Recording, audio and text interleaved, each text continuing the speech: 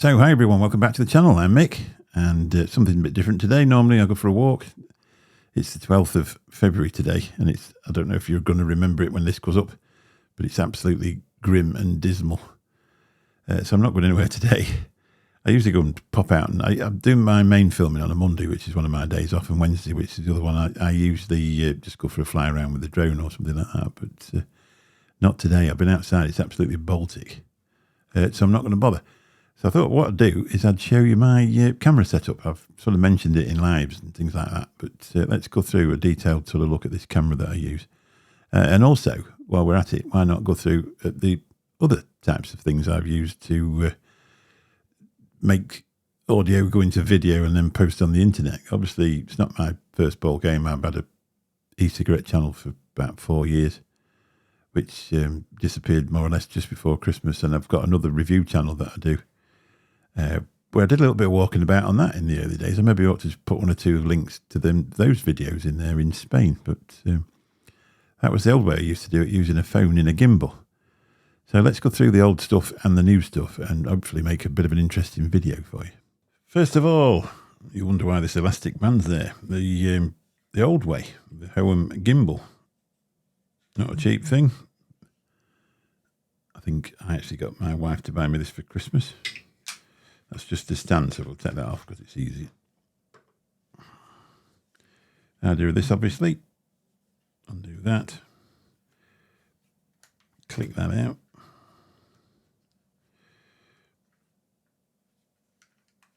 Put your phone in there. Stretch that out.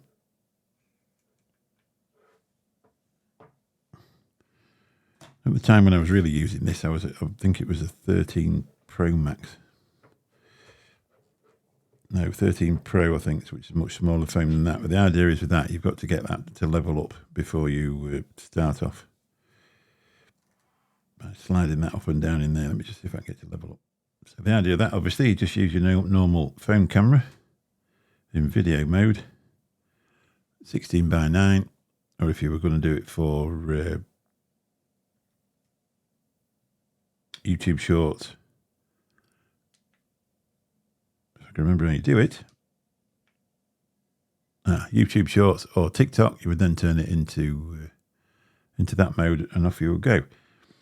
Obviously, the problem is that the relationship between you and your audio, you're talking into the speaker, and if anything else is in the way, turn it off. It's a lot easier. It's not the easiest way to show you that, to be honest, but anything else is in the way, like cars coming past or anything like that, all your audience can hear is that instead of you. So then you go on to a different idea of what we're going to do to get audio. So I went on to buy this, the Rode Go kit. Since then, there's the Rode Go 2 kit, which is superior in many ways. But the idea of that is, and then plug the transmitter into the lightning port on your phone.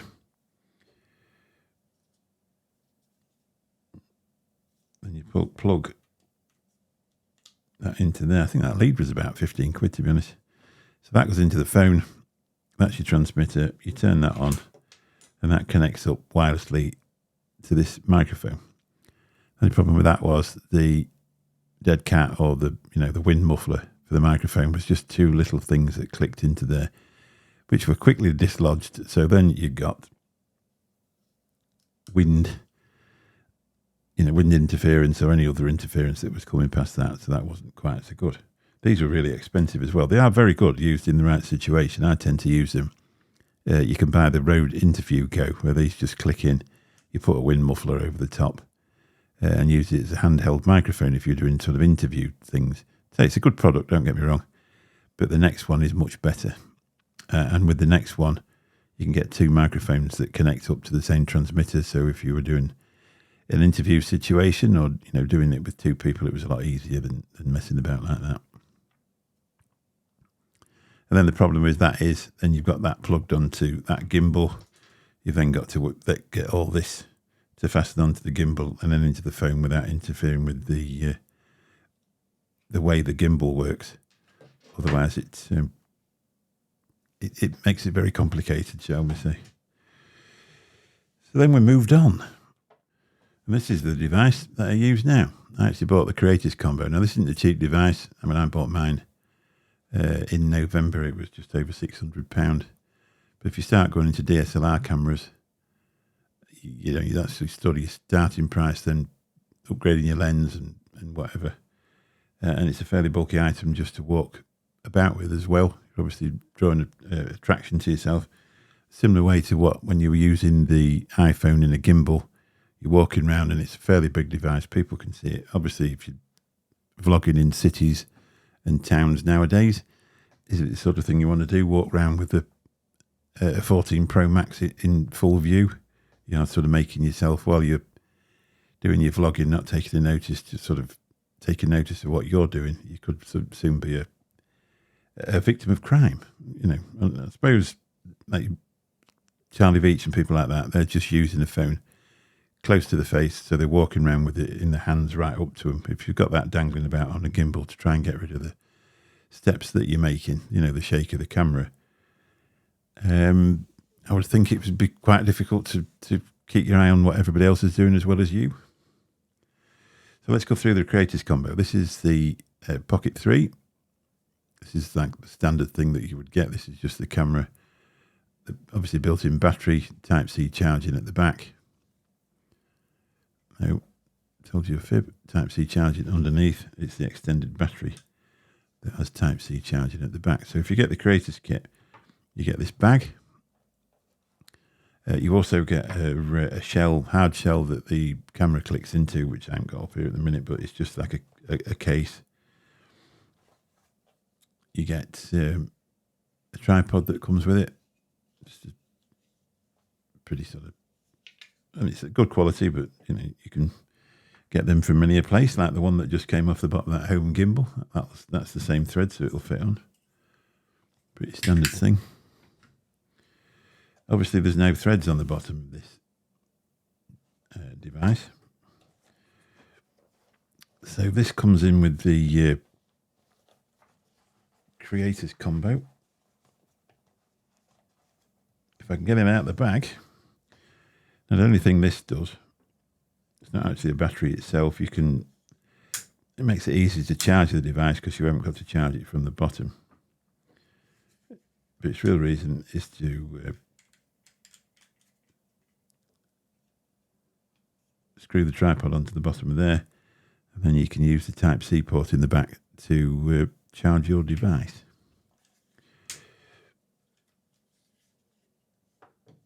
Now, with the Creators Combo, you also get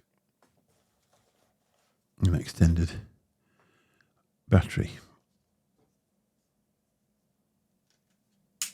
That just plugs in the same way. And I think this extends that battery by another 2/3. I've never actually got it all to go flat, and I've been sort of recording for 2 hours non-stop. What I tend to do with my walking videos is you click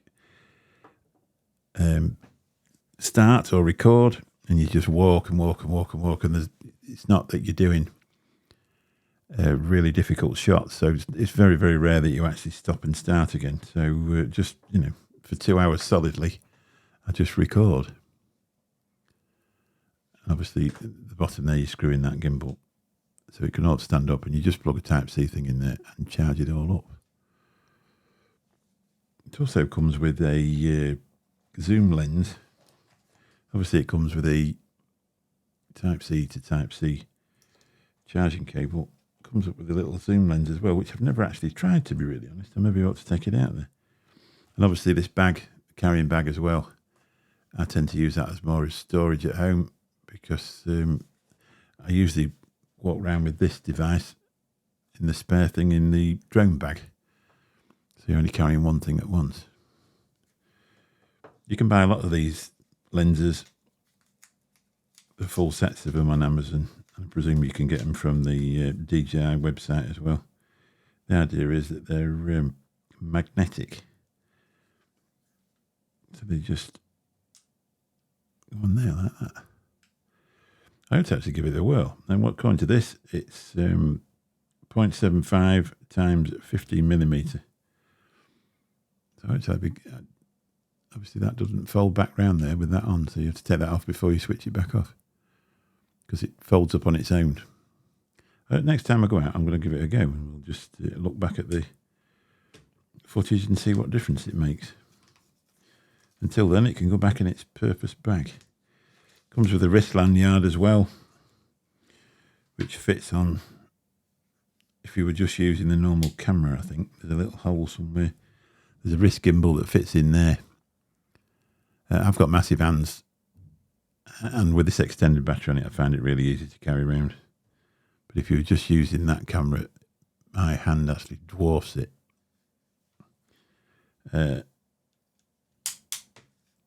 So I'd find that really easy to drop, I think.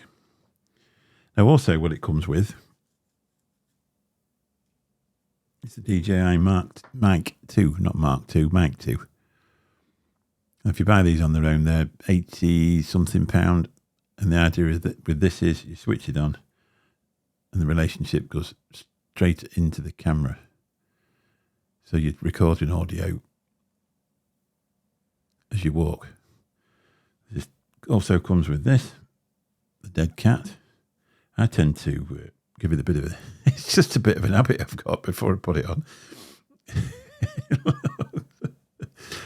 It looks like that. And that clicks all the way in there. There's no way it's ever going to fall off as you're walking, because it goes up to there and gives that proper click all the way down. Also with this, with the Rode, this clip on this particular model is plastic, so the only way it will fit on anywhere is if you click it on there. A lot of people, if they're using a hat, click it on the top of the brim. Because the problem I found with this, if you actually click it onto a piece of clothing, what it tends to do is you're walking, it's, as you're walking, it's and you don't realise until you get home, and that's ruined the recording.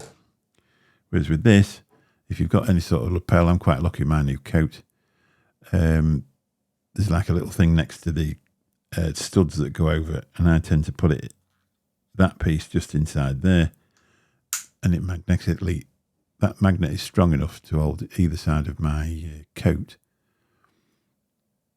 and then there's no rub or anything like that on the coat, so you don't pick up anything on there. Also, there's a setting on there. Obviously, it's chargeable, Type-C charging. You need to charge it up when you've finished. If you press that button, the microphone will just record on its own. And that button there, that just marries it up so you lose connection. Or I presume if you get the transmitter and the other microphone, because this one, you can get a microphone, you can get a set of them. So you get two of these and a transmitter.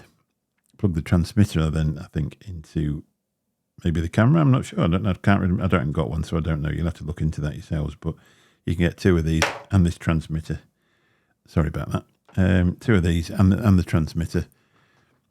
And then, therefore, if you're doing interviews, you can use one camera, two transmitters, and do good quality interviews. Where this works, just click on there.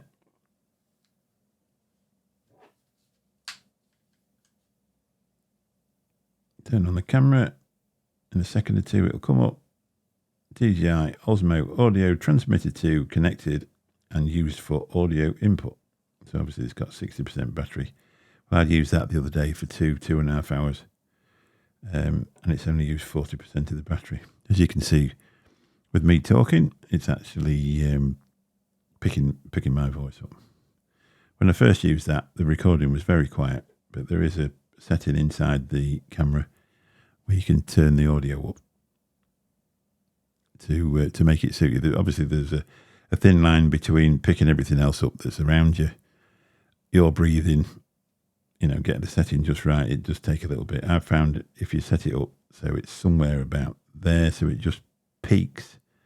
If you get too loud, then you're about right, and it comes through pretty well. Although I'm pretty new to walking, still got a bit of bulk on, so you do tend to. It's a thin line. If you get it too far away, they can't hear you. If you get it too near, they can hear you wheezing as you're walking up a hill, shall we say. Now, obviously, that's how that camera puts itself away. Look, I'll just do it. Press that. That turns the camera around so you can talk to it. Press it again. It goes around there. As you can see on there, at the minute it's recording it in 4K 60 frames per second. There are lots and lots of different ways you can record on there. You can turn it down. You can do 1080p, 2.7K, 4K, and then you can change all your frames per second as well on there. 1080p.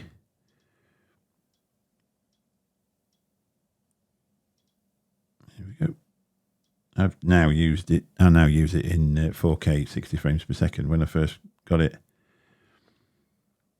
I did use it in 4K 60 frames per second, and then I had to get a new graphics card because I couldn't render in 4K 60 frames per second. So I got a new graphics card, and now I can do it really clear.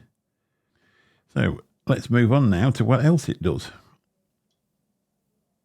It's got panorama,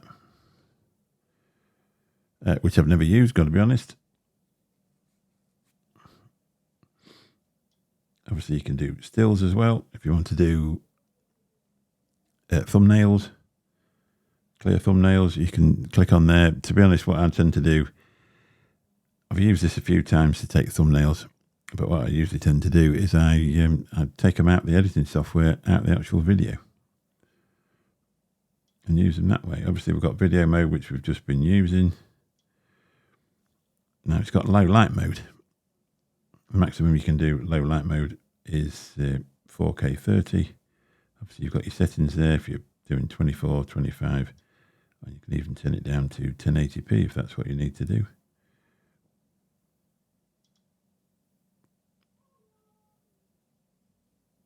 It's got slow-mo, which I've got to be honest, again, I've never used, and motion lapse, which again I've never used. Really, what I wanted this for was what I'd used the phone for before, which was just literally to walk around and record in 4K 60 frames per second, which is what I tend to do now. I found it really easy. It's pretty light. It's easy to hold. As I've just explained to you with the extended battery, I use that as a handle anyway. So I tend to have that connected up there all the time. And the way it works is, as it's using that, it actually uses the battery. So it'll use this battery first before it gets on to the camera itself. At the end of it all, you just press that, and it puts itself away. If you want to as well, if you put it in that mode, if you were going to be doing YouTube shorts, if you were recording for TikTok or something like that, and you put it in that mode, that's the way it does that. But in that mode, you can only do it in maximum 3K 60. Obviously, you can do it less than that if you want to, just by doing it in there. There are a lot of creators now. I watch a lot of creators doing this, and there are a lot of them that are using this this particular camera and getting some really good results. As I say, I'm not a filmmaker. I'm just a bit of a vlogger, and I really bought this to just go about, have a walk, lose a bit of weight, and change my lifestyle a bit. If you want to get into the filmmaker side of things, there are a lot of people that will show you a lot better than me. I hope you've enjoyed that. I enjoyed telling you about it. So I say it's gone a little bit different from going on and popping out with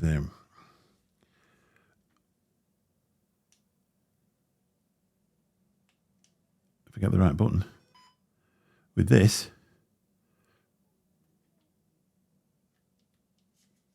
as you can see, walking about like that, you know, nothing wrong with it. If you're in the right area and that's what you want to do, you can connect this up through the Hoa map, and it'll do tracking as you're walking about, do all sorts of things. But so then you've got to get the microphone solution that goes into there, unless you're just going to use the actual phone, which probably won't be as good. Or you can walk around with this. For me personally, this was well worth the investment. click, and you're off. Picks the microphone up, and away you go. When you're done with it, switch it off, and it puts itself away. Anyway, that's it from me. Hope you've enjoyed it. Catch you all soon. Thanks a lot. Bye-bye.